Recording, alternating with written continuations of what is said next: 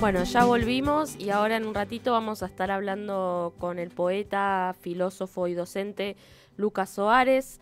Es licenciado y doctor en filosofía por la Universidad de Buenos Aires. Hizo un postdoctorado en el programa de postdoctorado en Ciencias Humanas y Sociales en la carrera de Filosofía y Letras.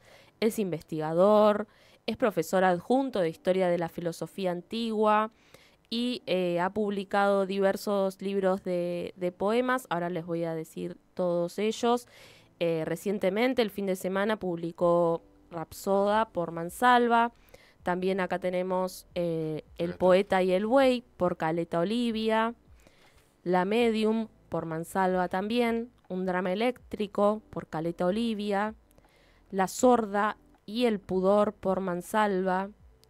El sueño de ellas por Bajo la Luna, Roña por la editorial local Vox, Mudanza por Paradiso, El sueño de las puertas por Alción, El río ebrio por Paradiso en 2005. Y ya estamos en comunicación con Lucas. Hola Lucas, buenas noches, ¿nos escuchás? ¿Nos ves bien? Hola Julia, ¿cómo están? ¿Cómo Hola. están todos y todas? ¿Qué tal? Hola Lu, Gracias, ¿Cómo va? Bueno, muchas gracias por la gracias invitación. no, por favor, gracias a vos por aceptar esta conversación. Te queríamos preguntar en primer lugar, primero felicitarte por la presentación de Rapsoda el fin de semana y preguntarte cómo estuvo eso, cómo lo sentiste, cómo lo viviste. Estuvo buenísimo. A mí en general no me gusta presentar los libros, la paso mal, me pongo un poco nervioso, pero esta vez surgió la invitación de una librería que me encanta, que tiene mucha vitalidad. ¿Vieron esas librerías que tienen como mucha onda? Es en una cuadra hermosa, es una librería que se llama Fetiche y que queda en Villa Crespo. Y dije que sí, dije sí, sí, tengo ganas de hacerlo ahí. Y salió hermoso, habló Jorge Monteleone, que es un crítico de poesía, que a mí me encanta, habló Nahuel Vecino, que es un pintor, y después cerró Bruno Albano, que ahora está en su carrera solista, pero era el cantante de Banda de Turistas, no sé si conoce, Ah, una sí. banda que a mí me gustaba, y Bruno también ahora está escribiendo poesía, sacó un libro hace poco, entonces se armó un equipo hermoso. Y se dio una interacción muy linda entre el punto de vista de un crítico, ¿no? De un crítico de poesía y el de un pintor, ya que el último libro, que es Rapsoda, habla de un personaje que pasa de la poesía a la pintura. Por eso quería que hubiera una perspectiva distinta a la del crítico de poesía, ¿no? ujú. O la del poeta, que es lo que generalmente abunda, ¿no? En las presentaciones de libros de poesía. Somos poetas hablando de poetas Tal cual. y eso fue muy, muy lindo. Me quedé contento, la verdad que sí. Vi en redes sociales que estuvo, por las redes sociales va, que estuvo Lucía de Leone, que justo estuvo acá en Bahía Blanca el mes pasado en el marco del Festival de Narrativa, y la fui a ver, di una charla sobre las reversiones del Martín Fierro en la literatura contemporánea, y bueno, fue lindo ver una cara conocida también ahí en la presentación. Lucas, quería consultarte cómo fue tu infancia, cómo la viviste, cómo fue tu contacto con la literatura. Mm, qué bueno que estuvo Lucía, es una gran amiga, una genio total. Mira, mi contacto, sobre todo con la literatura, vino por el lado de mi padre, que era escritor, se llamaba Norberto Suárez, y él era escritor, periodista cultural en las revistas de la época del 70, ¿no? Primera Plana, La Opinión, y bueno, él fue el que un poco me abrió su biblioteca. Eh, y, y de a poco me fue también abriendo a partir de su biblioteca, sobre todo hacia la poesía. Si bien él era narrador, me fue transmitiendo, no sé, cierto amor por, sobre todo, sus amigos poetas, ¿no? Por ejemplo, Ricardo Celarayán, él fue el que de alguna manera hizo la crítica del primer libro, bueno, de Celarayán, que es La obsesión del espacio. Mi hijo es como que descubría poetas, era muy lector de poesía, si bien no escribía, como decía, poesía. Eh, por él llegué a Celarayán, a Leónidas Lamborghini, sobre todo los libros, los primeros libros de Lamborghini. Me fue abriendo sobre todo al mundo de la poesía argentina del 60 70. eh, y después, una vez que uno entra bien, ¿no? Vas caminando solo, aprendes a caminar, ¿no? Tuve la suerte de tener un padre escritor que, como decía, me abrió al universo de los libros. Y así fue, básicamente por él, por consultar su biblioteca.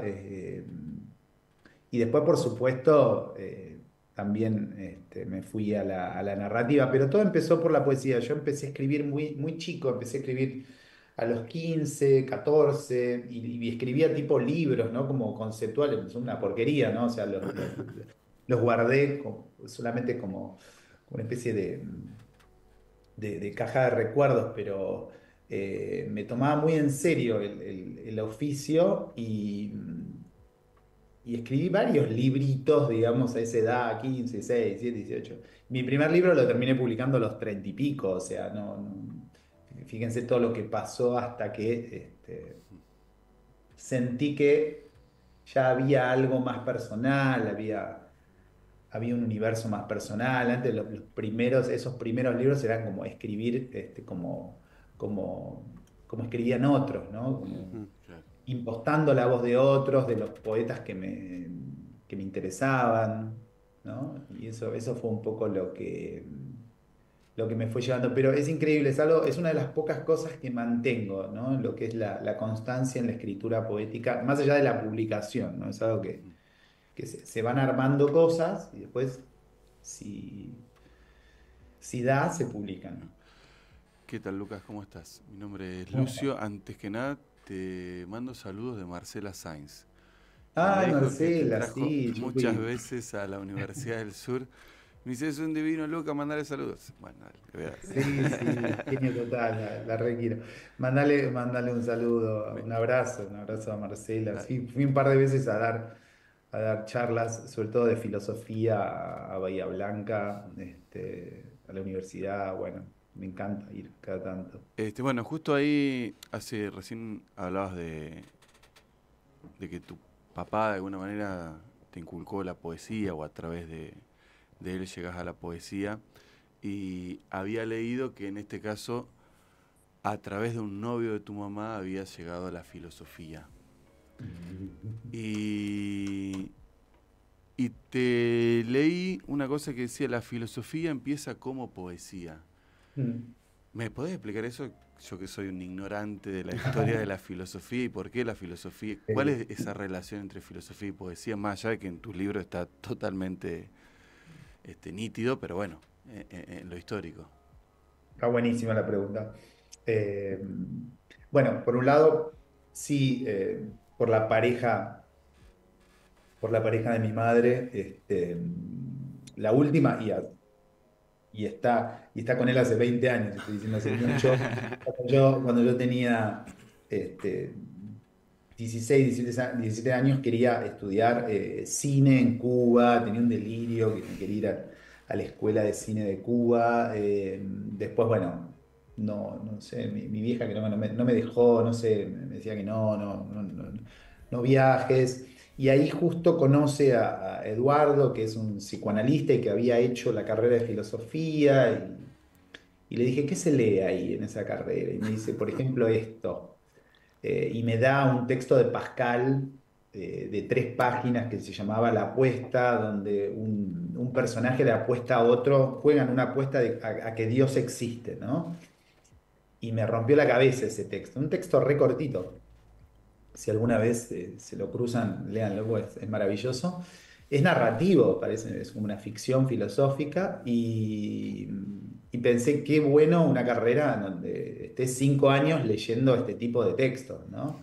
Después empecé a leer Heráclito, Parménides y me enganché sobre todo con la filosofía antigua y me especialicé en esa línea que es un tipo de filosofía donde no podés escindir lo filosófico de lo literario. Quiero decir, los primeros poemas, quiero decir, los primeros textos filosóficos de Occidente son poemas, ¿no? El poema de Parménides, hablamos del siglo sexto antes de Cristo, Empédocles, los textos de Heráclito que tienen un tono poético, oscuro, oracular.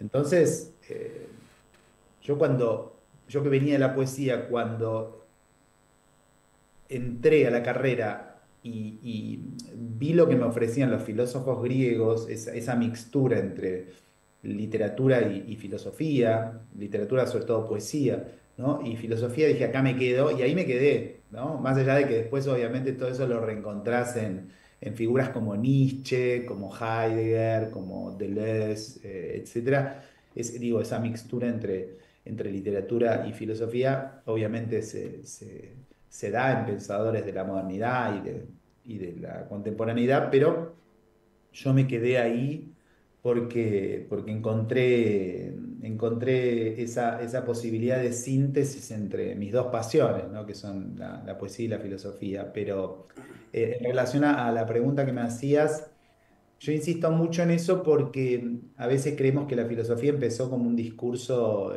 argumentativo, racional, y si uno se pone a investigar, esos primeros textos filosóficos que de alguna manera trafican conceptos filosóficos, contenidos filosóficos, se escribieron bajo el formato poético, ¿no? O sea, insisto, el poema de Parménides es un poema donde hay un joven que se encuentra con una diosa que le canta la verdad, de alguna manera, y está escrito en el tipo de verso de la Ilíada, de la Odisea, que es el hexámetro, pero todos esos contenidos filosóficos él te los trafica bajo un formato poético. Y de golpe en ese poema encontrás de forma poética presentado el principio de no contradicción, el principio de tercer excluido, el principio de identidad, esos grandes principios de la lógica, ¿no? Los encontrás presentados en un formato poético, ¿no? Entonces, yo insisto mucho en esto de que la filosofía, bueno, extremando obviamente la idea, ¿no? Que la filosofía empieza como poesía para no olvidarnos de esa dimensión que es consustancial al discurso filosófico. Y por eso Nietzsche se vuelve loco con los presocráticos, de alguna manera, sobre todo con Heráclito, él quiere recuperar en su expresión filosófica eso que tiene que ver con el aforismo, con el poema, ¿no? Con la novela filosófica, tipo el Zaratustra.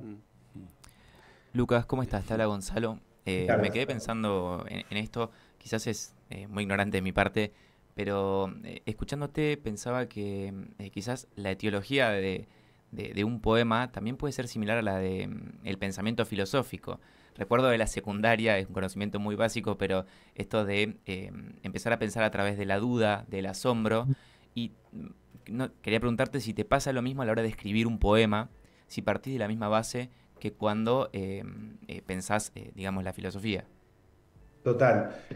Sí, en el caso de mi poesía siempre hay algo, te diría, conceptual en lo que respecta a la arquitectura, ¿no? O sea, siempre hay una caja conceptual en todos, y más en los últimos, en El Poeta y el Buey y en Rapsoda, donde hay, te diría, una base deliberadamente filosófica, ¿sí? Eso no quiere decir que a mí me interese la poesía filosófica o la poesía metafísica que te habla del ser y de la nada. De hecho, esas palabras para mí están vedadas, ¿no? Digo, sobre todo porque no las podría usar bien. O sea, me parece que funcionan bien dentro de lo que sería el registro filosófico, pero el registro poético no es una poesía que me interese, ¿no? Pero sí hay si querés, una base conceptual o una teoría que está oculta, subyacente, que yo trato de esconder, ¿sí? Pero sí, sí, sin una caja conceptual, digamos, sin una caja que a veces tiene que ver con lo filosófico y a veces no, pero sin esa caja yo no puedo empezar a escribir, digamos, no. Y eso que decís de la duda, tal cual. A mí me gusta la poesía insegura, la poesía que deja mucho blanco. De por sí yo no escribo poemas largos ni libros de poesía largos. Me interesa el blanco en la página. Odio la poesía autoconsciente, segura de sí. Mucha de la poesía que circula, viste, en Instagram, la insta poesía es como una poesía que baja línea, viste, la poesía gurú, la poesía que te tira postas, esa poesía a mí no me interesa. No digo que sea mala, en absoluto me paro en ese lugar, simplemente que a mí no me interesa. Me interesa el poema inseguro, el poema que no... O sea, inseguro en el sentido de que nunca termina de cerrar, quizá nunca se termina de entender y eso para mí es buenísimo, pero sí me gusta cuando hay yo le llamo la caja, ¿no? Hay como una especie de, sí, de estructura que soporta, ¿no? Todos esos átomos, ¿no? ¿Sabés Que les da, que, que les da per- enlace. sabés que me quedé pensando en esto que decís que está buenísimo, que no lo había, hasta que no lo dijiste, no se me había ocurrido. Yo leí Mudanza y Mm, te iba a preguntar sobre el proceso de escritura, por esta repetición, ¿no? Que mm, aparece todo el tiempo, que incluso parece que uno termina inseguro de si hablas de una cucheta, por ejemplo, que es un objeto concreto, material, y si, bueno, está hablando de una cucheta, y lo repetís tanto que termina uno sintiéndose, está hablando de una cucheta, no está hablando de una cucheta, ¿de qué cucheta está hablando? Em, en otro de tus libros aparece un poema que comienza, hay un punto en el que esa ausencia resuena. Y yo cuando lo leí digo, estás hablando de tu propia escritura, ¿no? Porque como lector hay un punto en el que esa escritura mm. resuena y se empieza a trenzar. Son distintas imágenes que se van trenzando a lo largo de tu libro. Y quería preguntarte cómo diste con ese proceso de escritura y por qué te sentís cómodo a través de esa poética. Buenísimo. No, deja de pensarlo, pero hay algo que se da en todos los libros, y que es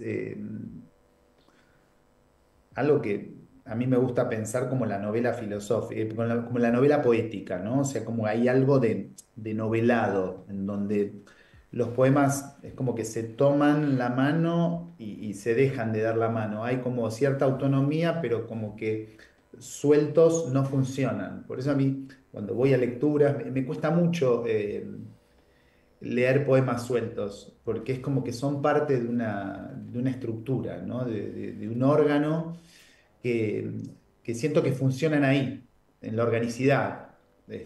Yo le doy a un amigo o una amiga el libro, le digo, léetelo de un tirón, digamos, porque entras en una especie de película de historia, siempre hay algo también muy, muy visual, entonces es como un viaje, digamos, en relación a mudanza, el que vos decías, es como que está todo hiper entrelazado, hay mucho trabajo con la repetición. Eso viene de la filosofía en relación a tu pregunta anterior. La filosofía, ustedes saben, es como un discurso mega repetitivo.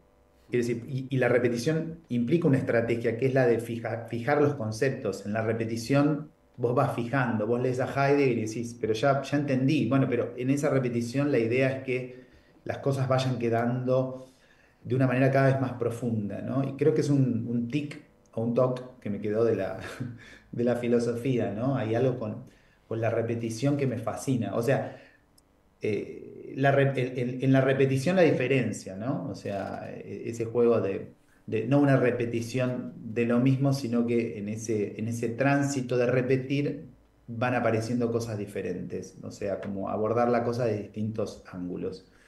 Y no lo había pensado lo del río Ebrio, ese primer poema, creo, del río Ebrio, en relación a esa ausencia. Está bueno, no lo había pensado. Lo había pensado por otro lado, pero igual uno nunca sabe muy bien lo que escribe, ¿no? Uno por suerte no tiene mucha idea de lo que escribe. Lo más lindo es a la hora me parece, de escuchar devoluciones comprobar eso, ¿no? Que uno no tiene mucha idea. Hola Lucas, soy Benja. Hola, Benja, Eh, ¿cómo te va? Bien, vos sabés que estaba investigando un poco tus escritos, tus notas y más, y encontré uno en el que hablas sobre Punch y sobre Lacan, y vos Sí. decís que lo lees a Lacan en condición de poeta o algo parecido, y en ese artículo hablas sobre un concepto que se llama nacer a la palabra, Mm. ¿no? ¿Podés desarrollar un poco eso que me interesa? Sí, eso es un ensayo sobre Lacan y Ponge, en donde juego con la idea de cómo en el caso de Lacan se trata de nacer al deseo, ¿no? Nacer en el sentido de poder espejarte realmente en tu deseo y cómo en el caso de Ponge eso se da, más allá de que hay una correspondencia, Ujú. etcétera, entre los dos y que a Lacan le interesa el trabajo de Ponge y a Ponge el de Lacan. En el caso de Ponge, el tema de nacer a partir de la palabra, ¿no? Nacer a partir de bueno, de esa poesía, ¿no? Prismática que tiene Ponge, fenomenológica, ¿vieron?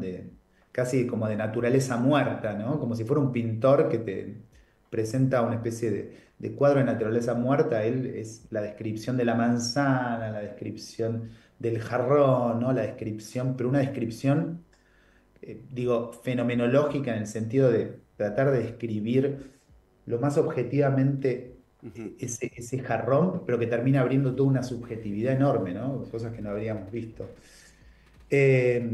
por tenerlas tan delante, ¿no? Y en el caso de ese ensayo, un poco el hilo conductor es ese, ¿no?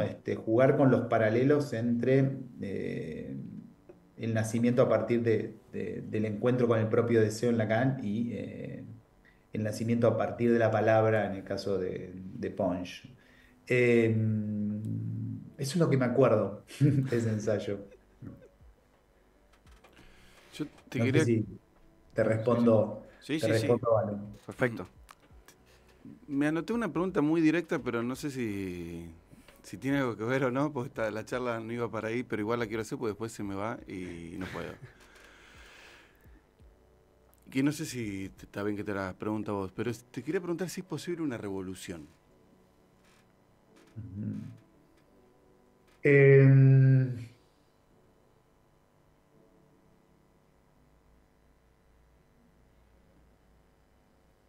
lo veo cada vez más, lo veo cada vez más difícil. Cuando era chico, en el secundario, milité en el Partido Obrero, primero en el MAS, que era un partido que no sé si ustedes conocen, pero un Sí. partido que Zamora.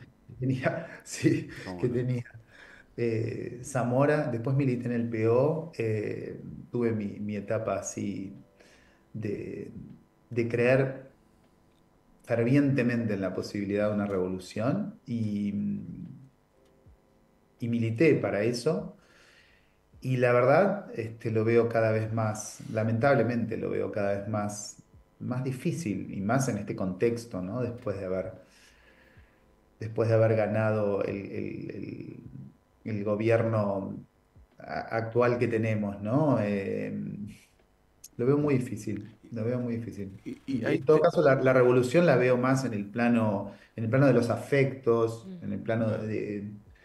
de microcomunidades. O sea, si no podemos hacer la revolución en ese nivel macro, bueno, tratemos de hacer en el nivel micro, ¿no? El micro, no como un retiro, no como un repliegue, no como, pero eso, microcomunidades en donde sea posible realizar en la medida de nuestras posibilidades ese mundo menos cruel, Sí, ¿no? hay hay flotando como una idea de reconstrucción en esto que hablas de micro, ¿no? Como a mí Sí, total. ¿Sabes por qué te lo pregunto también? Porque creo que tenemos el concepto de revolución siempre para ese lado, para el lado de la izquierda, pero esto también no es una revolución. Esto que acabo de decir. No, No, esto es lo no. que está pasando hoy. Ah, sí, sí, tal cual. Está bueno. Sí, es verdad lo que decís. No sé por qué siempre lo... Quiero decir, yo creo que lo llevamos al lado de la izquierda porque, no sé, quizá coincidamos que el sistema socioeconómico que implica el capitalismo es deshumanizante, ¿no? Entonces, en la medida en que es deshumanizante, uno piensa en términos de otro sistema, ¿no? Sociopolítico, socioeconómico, y es ahí donde aparece quizá la alternativa de un régimen socialista o comunista, es lo que tenemos siempre como alternativa, ¿no? Pero es cierto que el término revolución lo podemos pensar en diferentes niveles, en niveles más próximos. Y desde un nivel más próximo, esto que está pasando ahora sí es un tipo de revolución en donde estamos revolcando las cosas, pensándolas desde otros lugares. Estamos pensando relaciones entre poesía, filosofía, psicoanálisis, a partir de la pregunta que hacías, Benjamín, eh, psicoanálisis y poesía. Te lo pregunto un poco porque creo que, aprovechando que estás y que ayudás a pensar, que nosotros charlamos bastante en esto de que nos va pasando, ¿no? Como sociedad, más allá que a veces compartimos cosas o no, pero, no sé, pienso en desde la escasa y pobre oralidad de los políticos a nivel ideas, a nivel discursos, y también, no sé si no somos una sociedad que nos autoboicoteamos, hay algo todo mezclado que no termino de, por ahí nos ayuda a ir pensando, después volvemos a la literatura, pero no quería irme sin estos conceptos. Sí, pues sabes que yo le decía que enseñó en la universidad filosofía antigua y cuando nos metemos sobre todo en la Grecia clásica, ¿no? Pensemos en la democracia griega, ¿no? En el siglo de Pericles, es una cultura en donde la palabra es clave, donde vos tenías a los sofistas que eran los maestros del lenguaje, porque es una época que para participar en política tenés que saber hablar. O sea, el valor de la palabra era clave. El político se caracterizaba justamente por la capacidad de persuasión y para persuadir tenés que saber manejar bien la palabra. El problema es que esto no cuenta en nuestra época. Vos podés ganar una elección sin saber hablar prácticamente. Tenemos casos, quiero decir, con toda una especie de marketing de imagen, ¿no? Y podríamos decir que los sofistas actuales son los asesores de imagen, con un poco de buen marketing político en relación con la imagen del candidato, podemos ganar una elección. Entonces, estamos en una época de la política, me parece, en donde eh, al estar la palabra totalmente devaluada, y más en épocas de posverdad, ¿no? Porque ya directamente tenés la devaluación de la palabra en el plano político sumada a una etapa de posverdad, de distorsión de los hechos, donde tenés mucho terraplanista político, ¿no? Ujú. Es un cóctel un poco demoledor que nos choquea a todos, todos estamos choqueados, ¿no? Estamos choqueados, porque como que estamos levantándonos, yo siento que estamos levantándonos tras un knockout, ¿no? Primero para entender qué pasó en los últimos años, por qué no funcionaron las cosas que quizá votamos, y encima con lo que hay actualmente, que es un despertarse todos los días con un nivel mayor y más profundo de crueldad, ¿no? Entonces, no sé, yo siento que es una época eh, muy, por un lado, muy, muy triste, muy, muy dolorosa, sobre todo, y ni hablar para la gente que le está pasando realmente mal, eh, pero a su vez, en términos de laboratorio político, de análisis político o de análisis sociopolítico, por cómo colapsó todo el sistema de partidos, es muy interesante, me parece también, muy interesante. Muy interesante ver cómo nos podemos posicionar discursivamente para ir contra esto, ¿no? Me parece que fue como una especie de bomba atómica en el sistema de partidos, la aparición del mileísmo y me parece que hizo que, y ni siquiera tenemos como herramientas teóricas para entrar, porque es, es muy difícil a veces discutir con esos interlocutores. Sí, es como un momento tan radical y tan complejo a la vez y como tan lleno de incertidumbre que uno a veces está ante la realidad y se sorprende, no deja de sorprenderse constantemente. Y esto que vos decís comparto plenamente, lo de que la palabra está completamente bastardeada, pero no solamente la palabra, sino el ejercicio del pensamiento crítico. Y me pregunto en relación a esto que venía trayendo Lucio también, digo, ¿cómo nos paramos frente a eso y cómo le planteamos, no una resistencia, sino una lucha a eso? ¿Cómo se combate eso? ¿Cómo crees vos que trabajás en la universidad, que estás con por ahí pibes que son más chicos que nosotros, que haces docencia? ¿Cómo se combate contra la irracionalidad que está dando vuelta todo el tiempo? Porque discutimos el terraplanismo, discutimos o sea, no discutimos, sino aceptamos no nosotros, pero no mucha gente, que el presidente habla con un perro que no existe. La pobreza del discurso. Ayer el jefe o la hermana Karina salió a hablar, dijo 3 boludeces completamente vacías de sentido ni de concepto político, y la gente la aplaude. Entonces, yo me pregunto mucho eso, digo, ¿cómo se enfrenta o cómo nos paramos frente a esta realidad completamente irracional y casi esquizofrénica, ¿no? Yo creo que hay como... eh,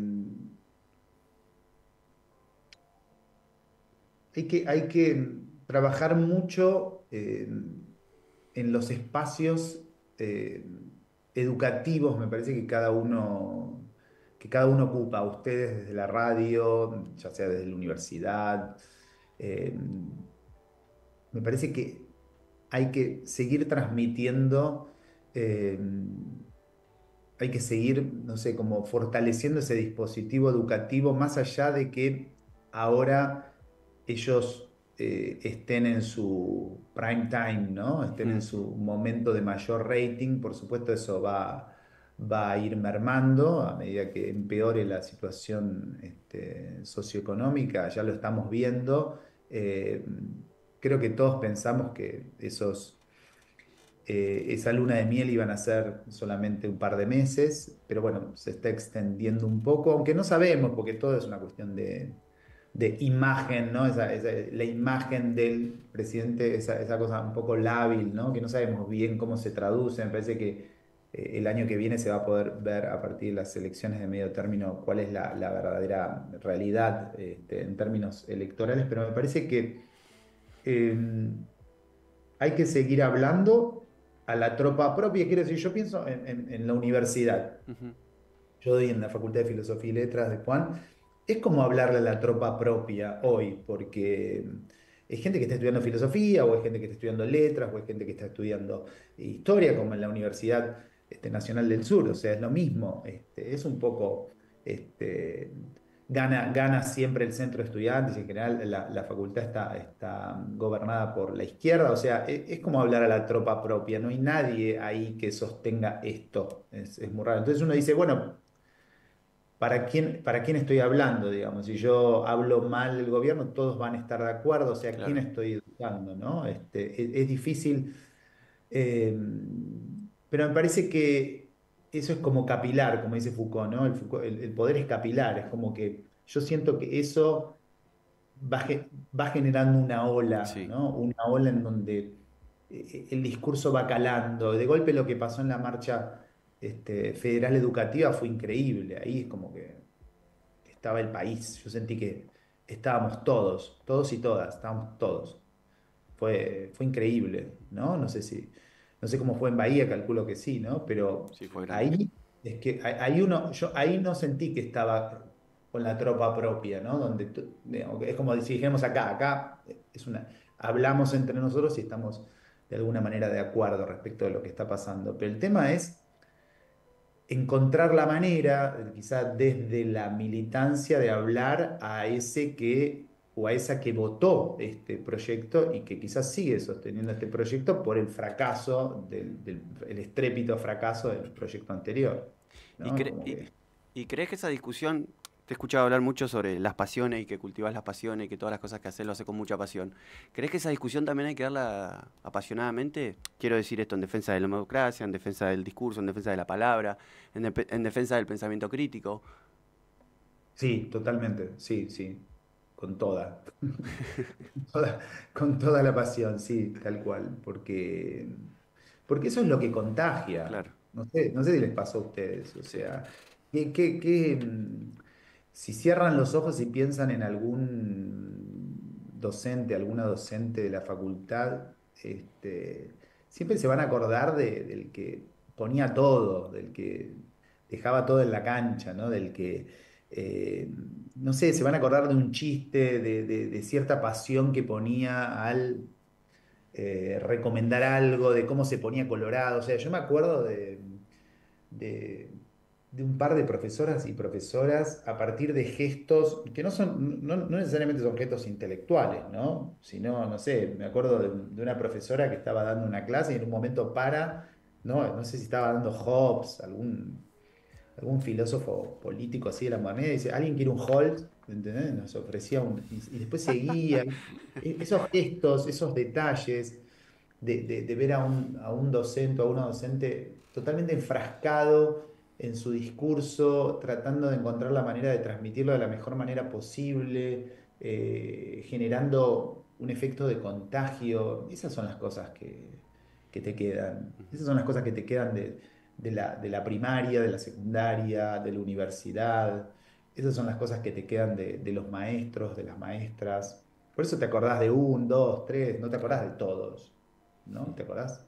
De sí. esos que ponían este, toda la pasión, todo ese contagio que genera un docente o una docente apasionado, ¿no? Eso me parece que es, no, por lo menos es lo que yo trato. El día que no sienta eso, abandono el barco, porque es como decir, que pase el que sigue, ¿no? Porque la verdad que el docente que, que hace eso solamente desde el punto de vista burocrático, porque tiene que cumplir, bueno, no. O sea, ahí está el problema, ¿no? Cuando no hay contagio, transmisión de pasión, Claro. en relación a lo que des, ¿eh? Puede ser este, que seas Sí, sí, jardinero, que seas historiador, sí. que seas un químico. Me parece que esto aplica a todo, ¿m? A cualquier disciplina. Ujú.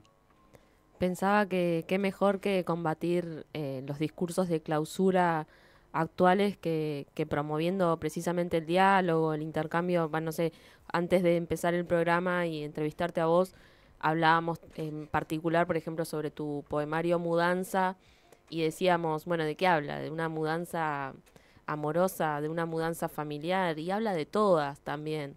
Y que eso, que un libro te haga pensar, te haga hacerte preguntas, te lleve también al diálogo, me parece que son esos espacios también los que hay que cuidar. Y volviendo un poco a tu literatura, te quería preguntar, hay algunos entre estos conceptos que explorás, está el del punto de vista, ¿no? La presión de la mirada de los otros. Y quería saber cómo es tu actividad onírica, porque también hablas de tus sueños.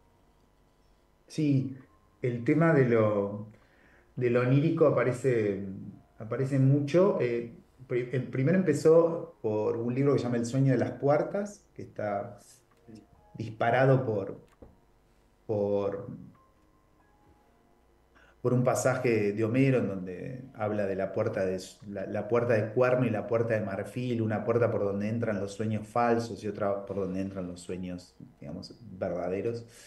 Eh, Después, la cuestión onírica aparece mucho en uno que se llama El sueño de ellas, donde trabajé, y ahí me divertí mucho con sueños ajenos. O sea, fui recopilando sueños, no trabajando con mis sueños, sino como si un día ustedes me cuentan, o sea, en una charla, un sueño, y yo iba tomando notas, así, no siempre me interesaban, pero cuando me interesaba el sueño, y así fui juntando tantos sueños que los empecé a intervenir y los imposté en tres personajes femeninos inventados.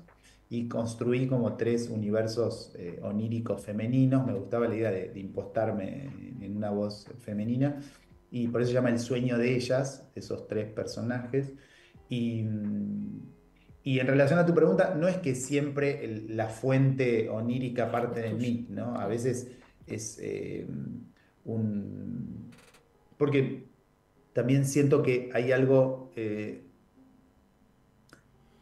a veces como, no quiero decir fácil en el sueño, es como que entre el sueño y la poesía hay como una hermandad muy fuerte, ¿no? Porque ya el sueño el sueño es poético per se, ¿no? Es ambiguo, tiene todos los atributos de la poesía, ¿no? La ambigüedad, la polisemia, ¿no? Uno ya también por influencia del psicoanálisis es como que eh, bueno, la interpretación de los sueños, ¿no? La idea de interpretar el sueño porque es como una especie de oráculo, ¿no? Hay algo ahí en donde la poesía se lleva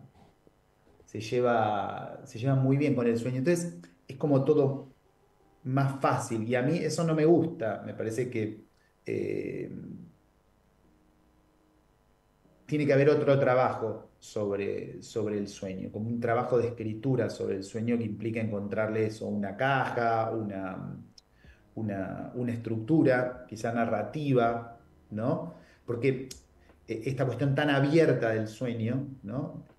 Quiero decir, yo puedo soñar algo y contarles, y ya en el contar, en el relato de ese sueño van a encontrar trazos poéticos, ¿no? Pero, no sé, siento que hay que trabajarlo más, que es un discurso en donde como todo está permitido, hay que regularlo más. ¿Se entiende? Como que en el sueño todo está permitido. Todo está permitido en términos inconscientes, pero si quiero fijar el sueño en un papel, también un poco todo está permitido, ¿no? Porque digo, es un sueño, no sé. Eh, Era un rinoceronte que se transformó en una estación de servicio y a la estación de servicio le salieron cuernos. Bueno, estoy como, de alguna manera todo está permitido. Me parece que hay que meter más reglamentación, ¿no? De hecho, O es sea, como tiene que haber algo más, un tiene que haber consejo como algo más fácil. apolíneo en el sentido de formal, ¿no? Tiene que haber más forma. O sea, justamente, como es tan dionisíaco, tan conectado con lo que tiene que ver con lo más natural del deseo, ¿no? Con lo desordenado, con lo irracional, con lo desmesurado. Bueno, tiene que haber justamente ahí eh, una mayor regulación, en el buen sentido, lo digo, formal, ¿no? Para que no sea un desborde, ¿no? No sea un desborde, que es lo más fácil. Es como que tiene que haber más edición, ¿no? Tiene que haber más edición. Es como cuando, ¿no? Les dan un material y dicen, no, esto está muy en bruto. Claro. Es un material muy puro, sí, efectivamente es un material muy puro. Es un material completamente ambiguo, polisémico, delirante. Sí, claro, bueno, justamente por eso vamos ¿no? A trabajarlo, a esculpirlo más, a encontrarle una forma. ¿Puedo? Sí, sí. Sí, Vuelvo un poco al principio y me quedé con ganas de preguntarlo hoy, pero bueno, puedo retomar ahora. Vos contabas que tu padre como que te guió, fue una guía muy importante para vos en el universo de la lectura, para entrar, para abrir puertas y tal. Y me gustaría preguntarte si él te leyó y cuál fue cómo fue esa lectura, si le llegaste a mostrar algo. sí, a ver, no, ¿sabes qué? A ver, me leyó en esos primeros libros eh, que les decía empecé a escribir a partir de los 16 17 Ujú. que fueron 3 o 4 libros que los conservo eh, muy impostados, muy escribiendo cómo se debe escribir, eh, tal como quizás los poetas que me interesaban en esa época, pero no me representan en el sentido de que no hay una voz, si es que podemos hablar de una voz, ¿no? Una voz que a mí que refleje lo que yo quería hacer, ¿no? Y él leyó esos Ajá. libros y creo que sintiendo todo esto que hoy puedo quizá conceptualizar, ¿no? Decir por qué no, Mm. para mí, él como buen escritor, porque ahí tenés el escritor que te destruye, que te obtura con su comentario, y el que te dice, dale, seguí, Ujú. seguí puliendo, seguí puliendo porque vas a encontrar una forma, ¿no? Él tenía ese estilo, el estilo del intelectual que más que bloquear estimula, ¿no? ¿Vieron? Después está el Sí, sí. intelectual más altanero, más pedante, que te termina obturando, ¿no? Que te termina bloqueando, que te termina. Perdón que voy a poner Sí, sí. la, la batería. Eh, y él muere cuando yo tengo 25 años y yo termino publicando mi primer libro, que es El Río Ebrio, que, que, que surge a partir de una anécdota de unos rusos en una batalla, que estaban tan borrachos que los terminan tirando a un río y a ese río le ponen el río Ebrio y a partir de ahí, del río Ebrio, que está basado en él, que es un libro sobre él, el alcoholismo, el río del lenguaje, etcétera, bueno, varias cosas. eh, yo siento que encuentro, bueno, paradójicamente encuentro a partir de un libro sobre la muerte de él, siento que encuentro algo, ¿no? No quiero decir mi voz, mi lenguaje, porque es como medio, Sí, sí. porque Un no sé lugar. bien qué es eso ya, pero ahí siento que en relación a tu pregunta está bueno, porque paradójicamente el bautismo es con un libro sobre su muerte, ¿no? Muy lindo. ¿Hacemos ping-pong? Dale. Bueno, introduzcámoslo. Bueno, antes que nada, Lucas, gracias Sí. por estos minutos, por esta charla. La verdad que fue riquísima. Nos quedamos pensando un montón. Eso me parece que es muy agradable. Y cada vez que terminamos nosotros hacemos un ping-pong. ¿Cómo es? No es menos fácil, pero... ¿Cómo Son es? preguntas más breves, Sí. pero no más fáciles. Ajá, Son sí. igual de difíciles que las de recién. Si quieren, comienzo. Sí. Tengo una. Em, ¿qué, qué poeta nos podrías recomendar de la poesía actual argentina? ¿Qué poeta? Uy, muchos me gustan. Eh, No vale poesía de Instagram. no, para nada, para nada, para nada, para nada. Me gustó mucho el último libro de Gambarota. Eh, Estoy tratando de recordar los que me gustaron mucho. Me gusta Martín Armada. Me gusta. Eh, Me gusta Carlos Batilana también. Me gusta.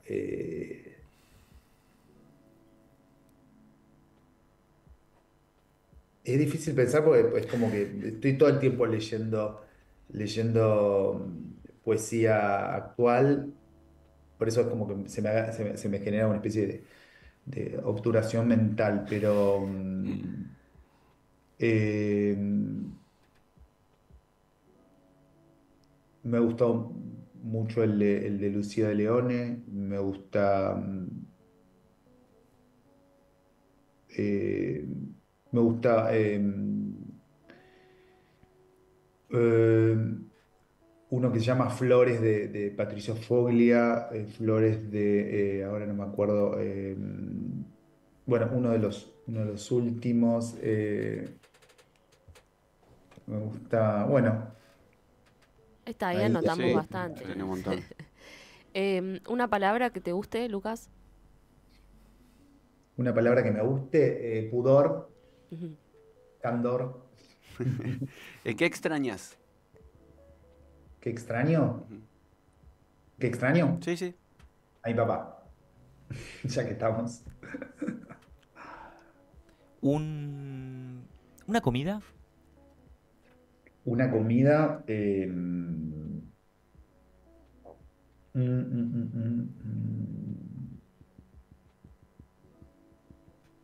me encanta,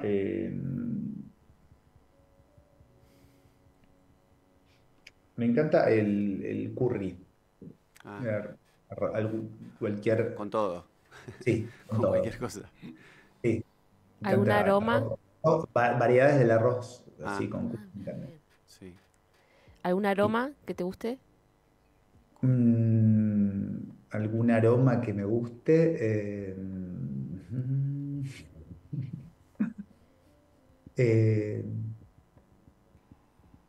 mm, Me gusta mucho cuando yo vivo por Plaza Italia, por el Botánico, y me gusta mucho cuando a veces voy a correr por ahí el- el- los olores los aromas, mejor dicho, que siento cuando voy corriendo por una de las calles, ¿no? linderas del Botánico, que es una especie de mix de Claro. olores, porque claro, son. Es un curry Dolores.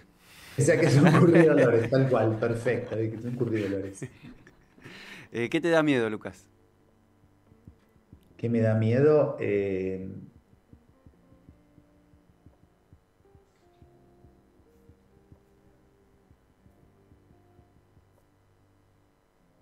Mm,